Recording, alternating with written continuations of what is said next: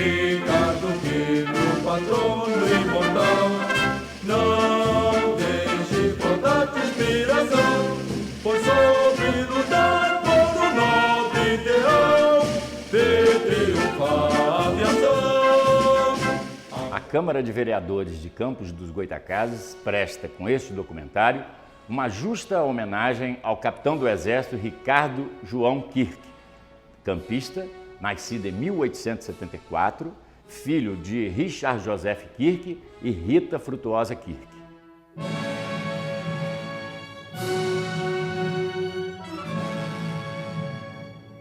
A família dele veio da Irlanda, né? Fugindo da fome. Então, quando chegou no Brasil, essa pátria maravilhosa, acolhedora, aqui a família dele encontrou meios de trabalhar, de se sustentar. O pai dele trabalhava com máquinas, então ele veio trabalhar em engenhos na região de Campos do Goytacazes. Depois que o pai dele faleceu, ficou ele e a mãe. Ricardo Quirque resolveu então entrar para o Exército Brasileiro, onde ele conquistou a posição de ser um oficial do Exército Brasileiro, tinha os seus rendimentos e com isso ele amparou novamente a família dele. Foi assim que começa o sobrenome Quirque na história do nosso Exército, de mais uma das milhares de famílias que vieram buscar nesse país maravilhoso uma maneira de trabalhar, de ser feliz e de produzir. Ricardo Quirque ingressa no Exército em 1891. Apaixona-se pela carreira militar e em 1894 torna-se alferes. Em 1904 torna-se segundo-tenente e em 1910 é promovido a primeiro-tenente.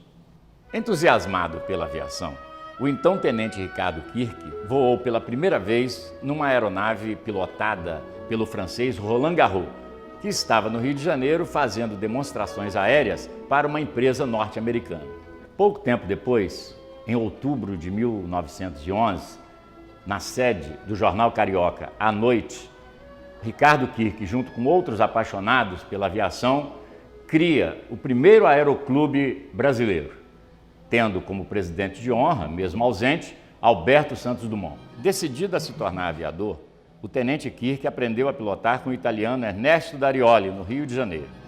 Para obter o brevet internacional, foi à França e cursou, às suas custas, a Escola de Aviação Francesa, tendo recebido seu certificado em 22 de outubro de 1912, tornando-se, assim, o primeiro aviador militar do Brasil.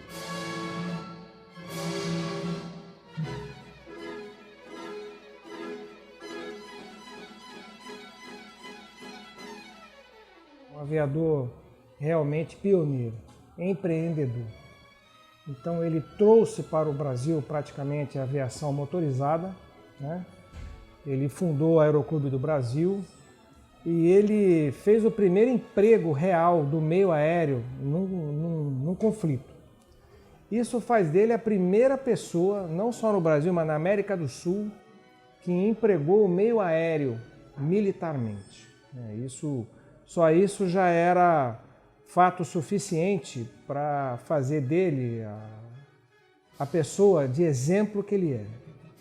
Mas, além disso, ele convenceu muita gente para que isso ocorresse. Toda mudança, principalmente no emprego de meios militares, ela tem que partir de uma situação onde não existia, convencer pessoas, conseguir orçamento e fazer isso acontecer, né?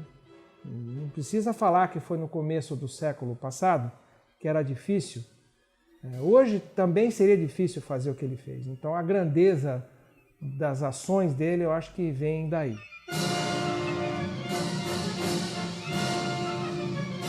Em 1887, foi projetada uma estrada de ferro que ligaria o Rio de Janeiro ao Uruguai, cujo traçado envolvia a região do Contestado. Em 1908, o industrial norte-americano Percival Farquhar adquiriu a concessão da estrada de ferro e o governo federal lhe fez a doação de 15 quilômetros de terra a cada lado da linha férrea, permitindo-lhe também retirar toda a madeira que pudesse para exportação. Farquhar construiu a maior madeireira da América do Sul na região. Na área do Contestado, A ferrovia e a madeireira de Farquhar empregaram, entre 1908 e 1913, cerca de 8.000 trabalhadores, inclusive de outros países, distribuídos ao longo de 372 quilômetros de ferrovia. Terminada a ferrovia e as madeiras para exportação, os trabalhadores foram demitidos. Revoltados, começaram a atacar as construções das empresas de Percival Farquhar. No início de 1914, a madeireira foi totalmente destruída. O exército foi chamado para conter os revoltosos. E inicia-se na região o maior e mais sanguinário conflito armado em terras brasileiras, a Guerra do Contestado. Esse movimento foi tão grande, tão forte, que envolveu mais de que 50% do exército brasileiro na época. Para que realmente as forças oficiais pudessem apaziguar, pudessem controlar a situação que estava difícil de ser controlada, aí vem a presença do quê? O general Setembrino vai em busca de um recurso que era novidade, a aviação militar. Por ocasião da Guerra do Contestado, o general Setembrino de Carvalho convidou ele para fazer reconhecimentos aéreos aqui na região e ele veio então com essa missão. E aí vem a figura exatamente de Ricardo João Kirk e também de um outro piloto que não podemos esquecer, que é o Ernesto Darioli. Eles vêm do Rio de Janeiro, vão montar as pistas, tá? Os hangares. Para cá vieram 5 aviões, Morane Saulnier, e um dos aviões preparado exatamente para o reconhecimento, que foi batizado pelo Kirk, exatamente de General Setembrino.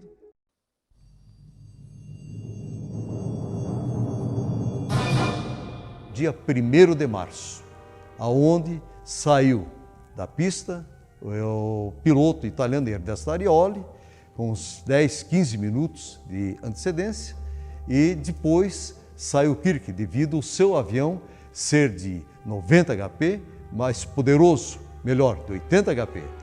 Só que Darioli retorna com problemas e Kirk não retorna.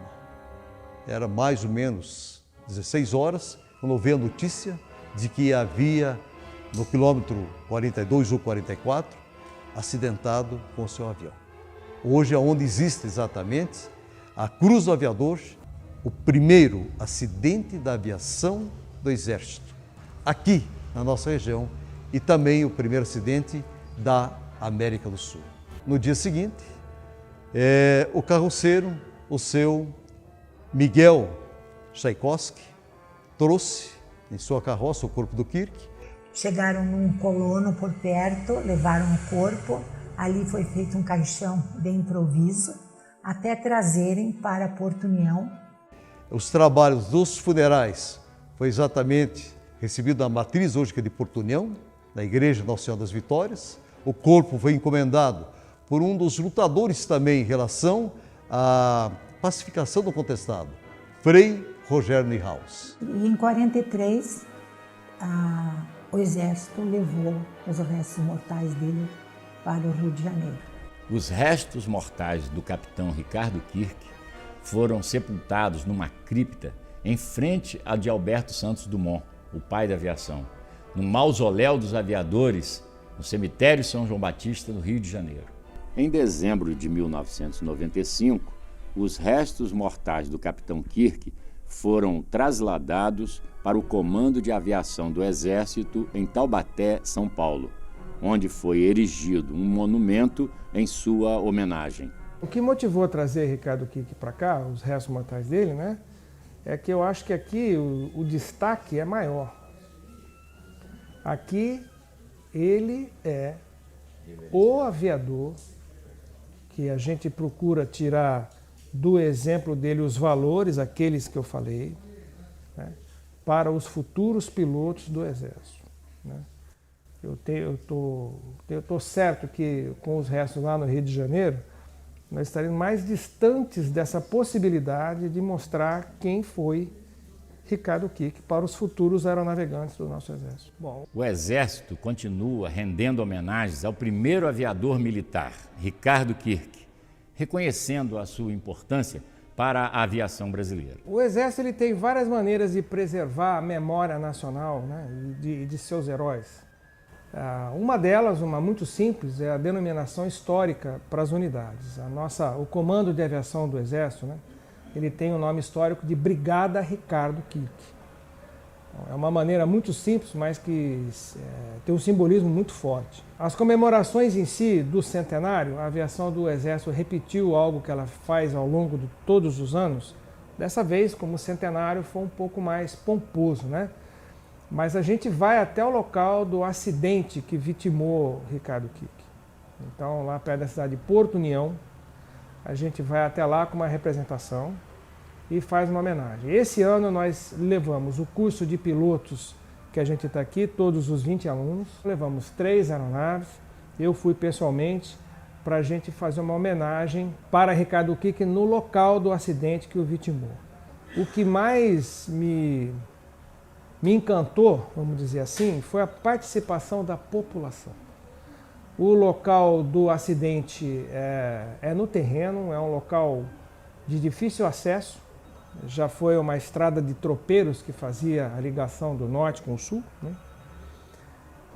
Mas no meio do mato, sem nenhuma estrutura, para nenhuma dama se sentar, para nada, tinha uma quantidade enorme de populares, maior do que a quantidade de militares que eu levei. E naquele momento, quem fez o uso da palavra foi a dama da cultura local. A região é muito influenciada por Kirk, por causa do acidente e do que aconteceu lá há 100 anos atrás. O pessoal de lá manteve a tradição.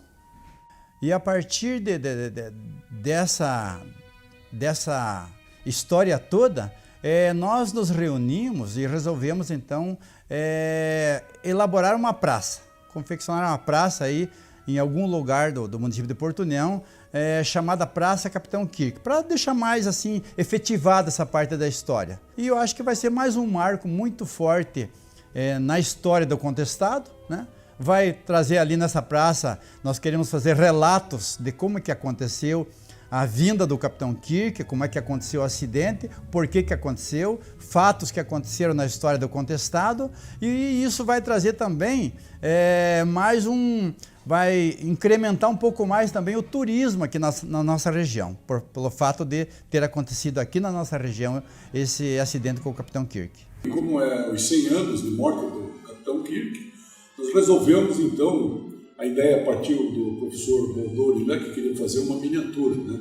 Nós vamos fazer na escala real. E estamos aqui construindo, já fizemos o corpo, que foi para o batalhão, que está sendo feita a ferragem, que vocês já viram lá, e aqui nós estamos construindo as asas.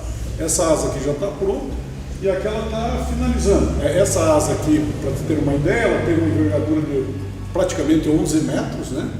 E o corpo do avião vai ter mais ou menos entre 6 e 6,5. Né? Isso a gente... por que essas diferenças? Porque isso aqui é um avião de 1908, 1909, né? O desenho. É um desenho francês.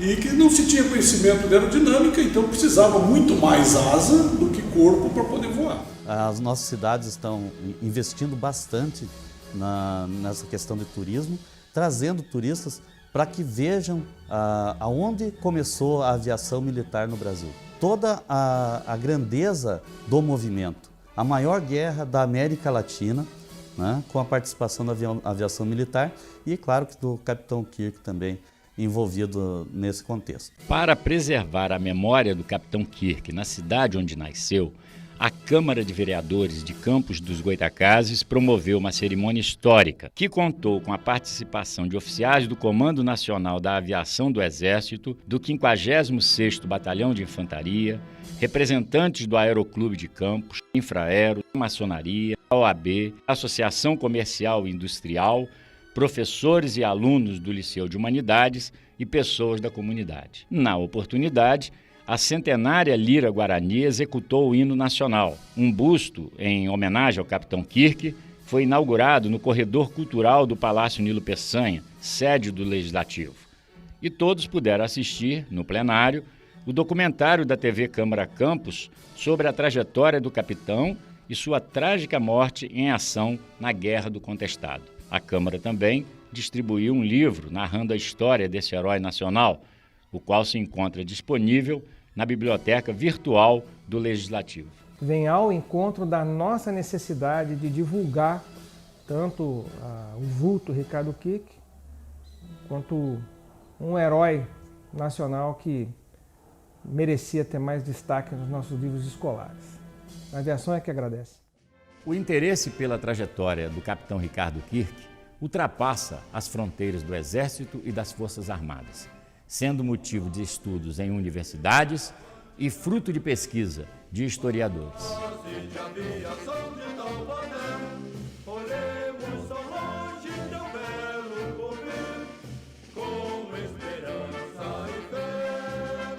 Um aviador realmente pioneiro, empreendedor, um vulto tão importante para o Brasil, ouso dizer, mas com certeza para o Exército e para a aviação do Exército. O Kirk representa para nós um grande herói por ser o patrono da aviação do Exército Brasileiro. Ele foi o pioneiro por trazer a aviação, estudou na França, trouxe a aviação para o Brasil. Uma pessoa que se dedicou exatamente à luta pela paz, independente dos lados que estamos vendo. Mas foi uma pessoa de bravura, uma pessoa de coragem. Para a sua época, para o seu tempo, enfrentar o que ele enfrentou, realmente era uma expressão de amor por aquilo que fazia. Ele, na verdade, foi um apaixonado pelas máquinas voadoras. O capitão Kirk, primeiro de tudo, foi um amante da aviação. Então ele gostava de voar. E, ao mesmo tempo, ele teve a oportunidade de ser aproveitado naquilo que ele gostava de fazer pelo Exército e fez um trabalho aqui durante o Contestado que até hoje eu considero assim, foi um trabalho heróico. Ricardo Kirk, o patrono imortal, não deixe faltar de inspiração, pois soube lutar por um nobre ideal, de triunfar a aviação, apoiar, apoiar, apoiar, na terra do